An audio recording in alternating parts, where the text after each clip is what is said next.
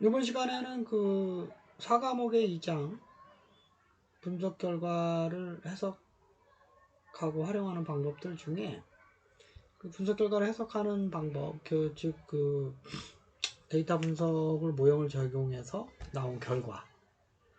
그 다음에 이제 저희들이 1과목을 할 때 데이터의 가치뿐만 아니라 우리가 데이터 서비스, 빅데이터 서비스를 제공하는 프로젝트를 수행할 때 이 프로젝트의 목적이 과연 얼마만한 가치가 있느냐, 성과지표를 사전에 정해서 이 프로젝트의 가치를 평가를 이제 합니다. 이제 그런 방법, 일반적인 다양한 방법들이 있긴 한데 그 대표적인 방법을 좀 소개를 하도록 그렇게 이제 하겠습니다.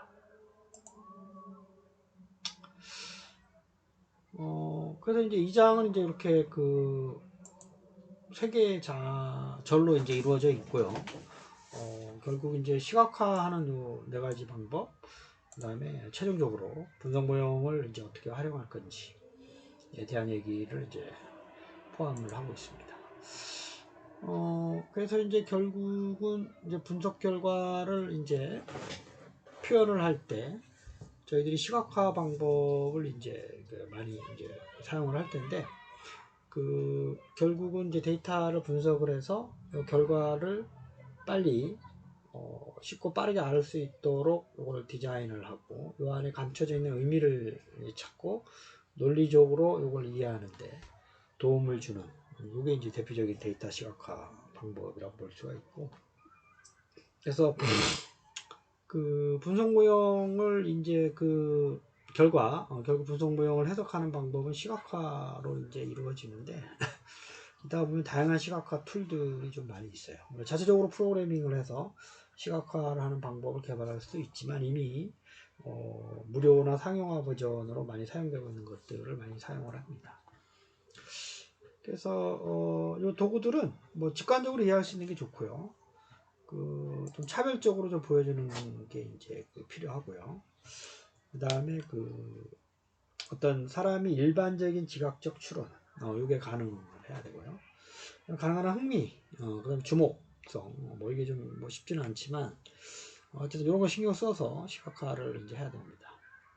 그다음에 이제 정보의 이제 전달의 친근성, 그다음에 뭐 다양한 사람들에게 정보 접근이 가능하도록 설계하는 게, 뭐 이따가 보면 그 시간, 공간, 관계, 비교, 인포그래픽, 이러한 방법들이 이제 여기서 다루어지고 있는데, 어떤 그 관계적인 걸 보여줄 때는 관계들의 정확한 차이점, 이걸 좀 명확하게. 그다음에 이제 스토리보드를 설계하는 게 이제 바람직합니다. 그래서 뭐 그냥 시각화를 하기보단 대형 프로젝트인 경우 그 스토리보드를 좀 사전에 설계를 해가지고 그냥 쉽게 얘기하면 그냥 만화로 그려보는 거죠. 이야기를 어떻게 할 건지. 그래서 뭐 스토리보드 설계하는 도구도 좀 있긴 하지만 어쨌든 이제 이렇게 생각을 해서 어떻게 보여주면 좋을까, 결과를 이런 거를 먼저 사전에 고민을 해보고 하면 좋습니다. 그 다음에 뭐 수평, 수직, 뭐 입체, 뭐 이런 거 다양한 거시적, 미시적, 뭐 이런 거 좀 종합적으로. 그래서 뭐 이런 방법들은 이제 뭐 딱 정해진 어떤 그 방법이 있는 건 아니기 때문에 여기에서는 좀 다양한 시각화의 그 결과물들을 여러분들이 많이 좀 접해보면 좀 도움이 됩니다. 결국 이제 분석 결과를 우리가 내놓는 거는 설명하기 위해서, 그 다음에 상대방이 이걸 보고 탐색하기 위한 방법, 그 다음에 표현을 하기 위한 이 세 가지가 이제 대표적인 그 누구나 다 결과를 좀 보고 이게 설명이 잘 되어 있거나 이제 그림으로 보든지 뭐 설명을 보고 이해가 되고, 궁금한 거는 이제 뭐 이렇게 보면서 이해를 하고, 그다음에 뭐 이렇게 전달하고자 하는 스토리가 뭔지, 그래서 그렇구나, 이런 어떤 방법으로 표현된 시각화 결과를 보여주는 게 바람직하다.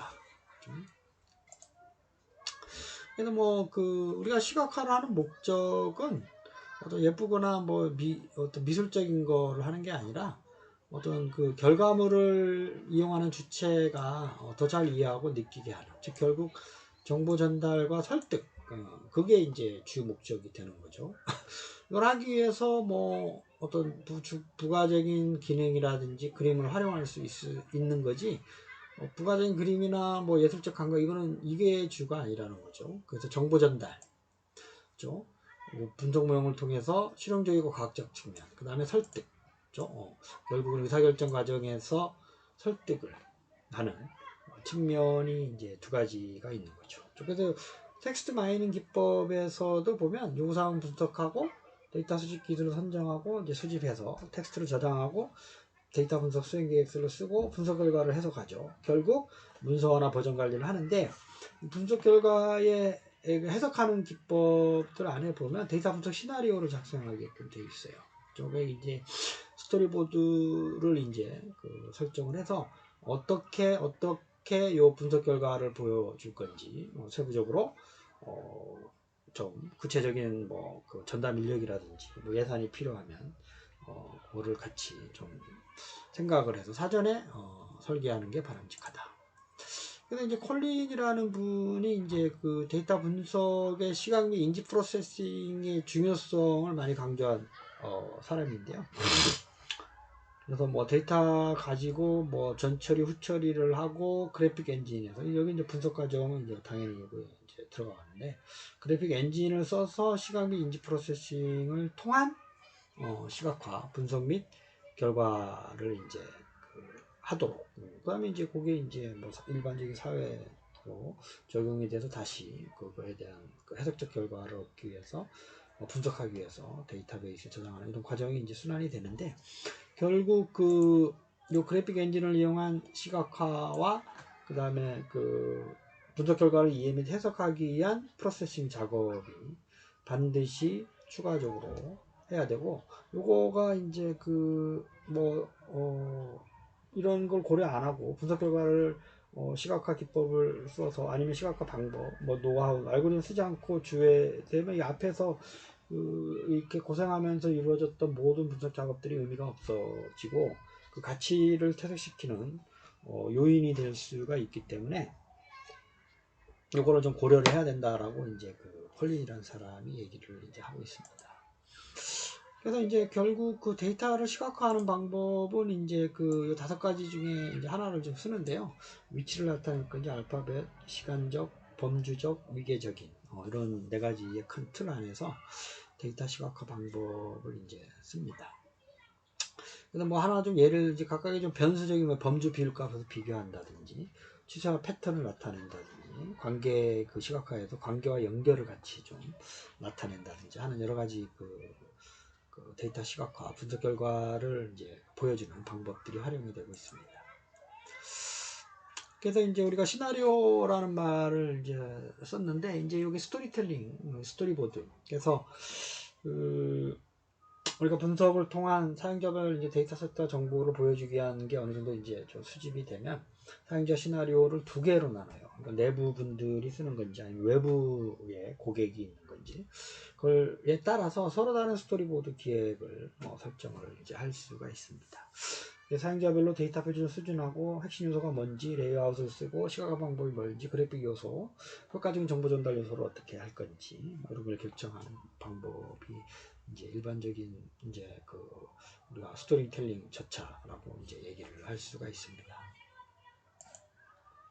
그래서 이제 뭐 많은 것들이 이제 사용이 되고 있죠. 시각화와 라이브러리를 불러서 쓰는 방법도 있고, 인포그래픽이라 해서 인포메이션 그래픽을 이제 같이 통합적으로 좀 보여주는 그러한 솔루션 도구, 소프트웨어 개발 도구들이 상당히 이제 많이 이제 있습니다. 그래서 어떤 거는 유료가 있고요, 어떤 거는 이제 무료가 있고, 어떤 거는 또 조금 이제 이렇게 며칠 쓰고 이제 이렇게 사용할 수 있도록 또 무료 기간을 또 제공해주는 이런 것도 많이 있습니다.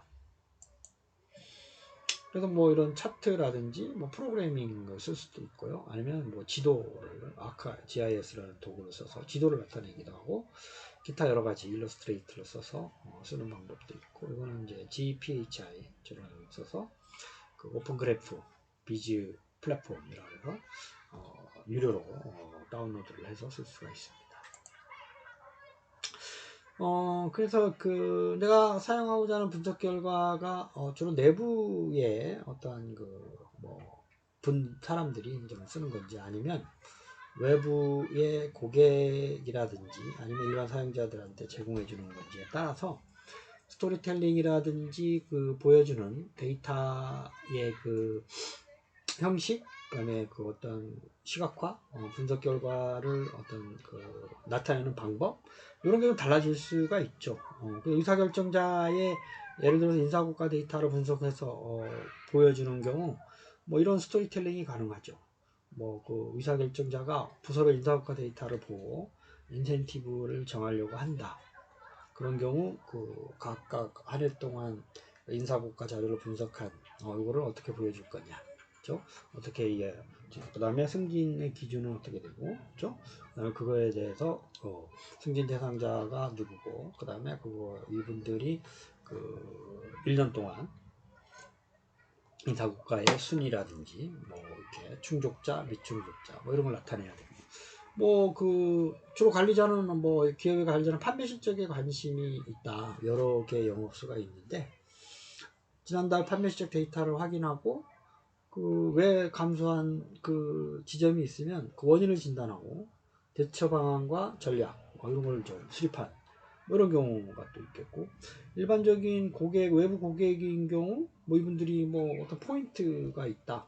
남아있는 포인트가 뭐 얼마고 언제까지 이제 소멸되고 뭐 이런 데이터가 좀 필요하고, 뭐 개인한테 기업평가 자료를 주면서 이분들이 우리 회사에 투자를 할지를 결정하는 데이터, 이런 걸 뭐 이런 데이터들이 또 그 얘기가 될 수 있죠. 그러니까 이렇게 좀 말을 만드는 걸 우리가 스토리텔링이라고 한번 하는 거죠. 그러니까 이제 뭐 그 우리가 요 데이터 분석 결과를 요청하는, 보고자 하는 수요자들이 원하는 이야기들, 이런 걸 한번 말로 적어보게 되면 그거에 대해 필요한 시각화 요인이라든지 데이터 분석을 표현하는 방법 뭐 이런 것들을 좀 비교적 쉽게 우리가 정하고 확인을 해 볼 수가 있습니다.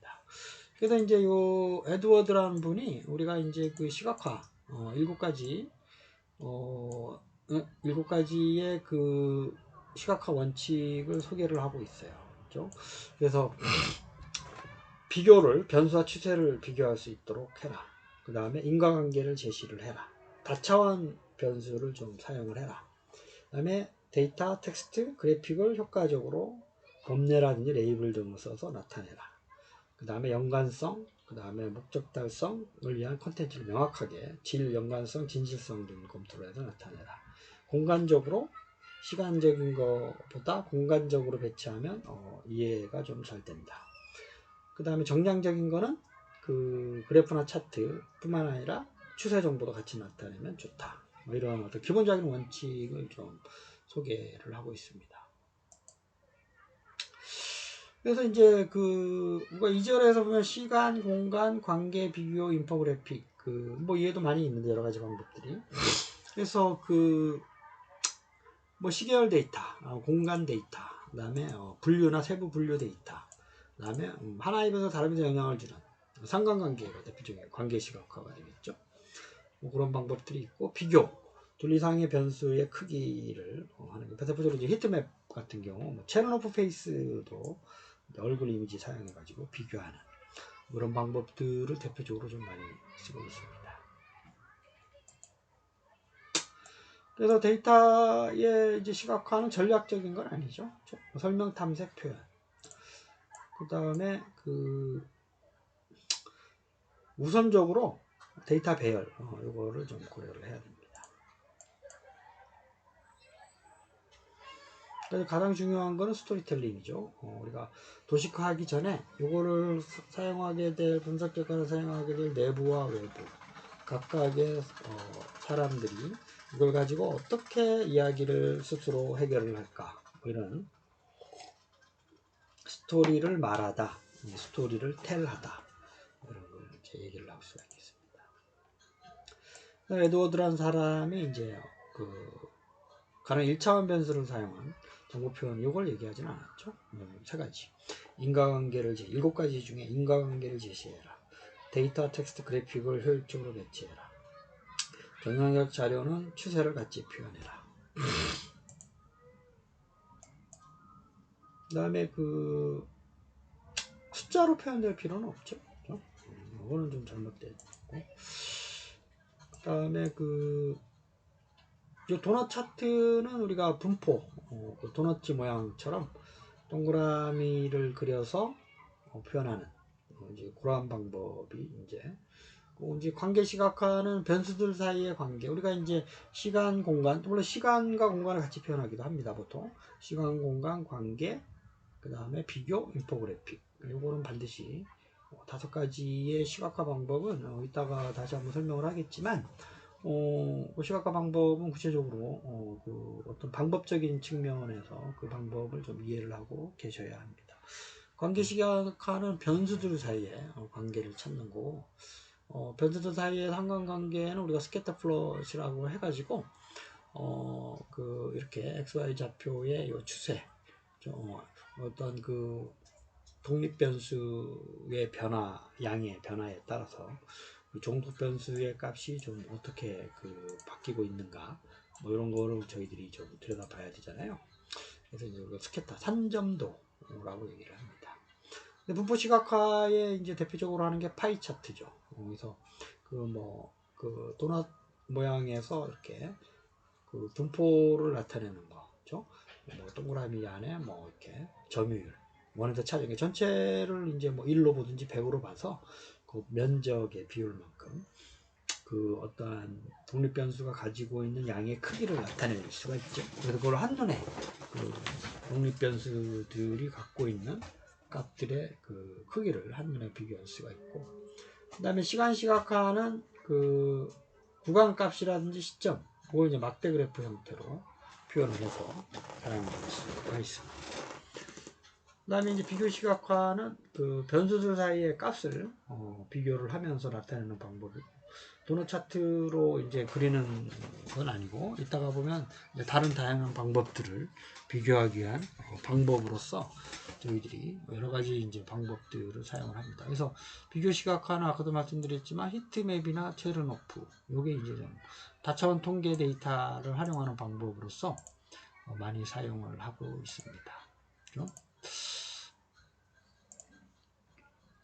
그 다음에 이제 비즈니스 기여도는 그 뭐 빅데이터 분석을 이제 하는 업체를 봤을 때, 빅데이터 분석을 수행하고자 하는 그 업체가 빅데이터 프로젝트를 수행을 했을 때 그게 이제 얼마만한 가치가 있냐. 뭐 당연한 말씀이겠지만 그 저희들이 생각하고 있는 그 비즈니스적 관점에서 보면 빅데이터 분석 프로젝트의 가치가 어떤 그거를 수행하는 데 드는 자원, 인력과 시간, 그렇죠? 부가적인 비용들을 보다 요 빅데이터 분석 프로젝트로 인해서 얻을 수 있는 그 가치적인 측면, 이게 이제 우리가 비즈니스 기여도라고 얘기할 수가 있겠죠. 를 이제 평가를 좀 해서 따져봐야 된다라는 거죠. 그렇죠?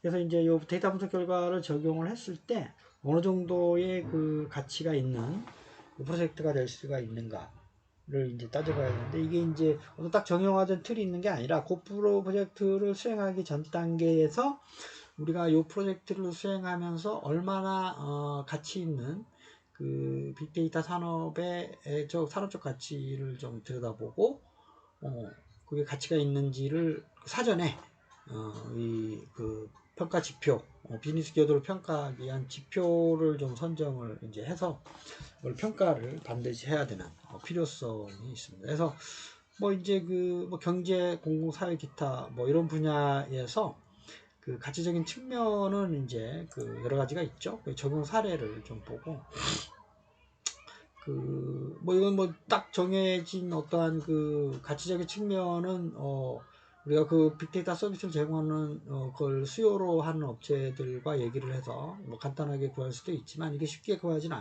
않은 경우도 많이 있어요. 그래서 보통 보면 그 이런 KPI라 그래서 비즈니스 성과 지표를 그 사전에 설정을 한 다음에 평가하는 게 일반적인 방법이죠. 그래서 우리가 인터넷 광고인 경우 뭐 이러한 성과를 통해서 광고의 효과를 따져보듯이 빅데이터 서비스에서도 우리가 제공하고자 하는 서비스의 분석 결과를 활용한 시각화를 예를 들면 그거를 이용한 그 서비스 제공 측면에서의 성과 지표가 뭐가 있을까를 사전에 좀 그 설정을 한 다음에 그거를 이제 평가하는 작업이 이제 그 반드시 프로젝트의 그 종료 후에 반드시 따져봐야 이제 되는 거죠. 그렇죠? 그래서 우리가 비즈니스 빅데이터 서비스의 그 대형 프로젝트라는 거는 뭐 아까 말씀드렸지만 하드웨어, 소프트웨어, 인프라, 사람, 그다음에 서비스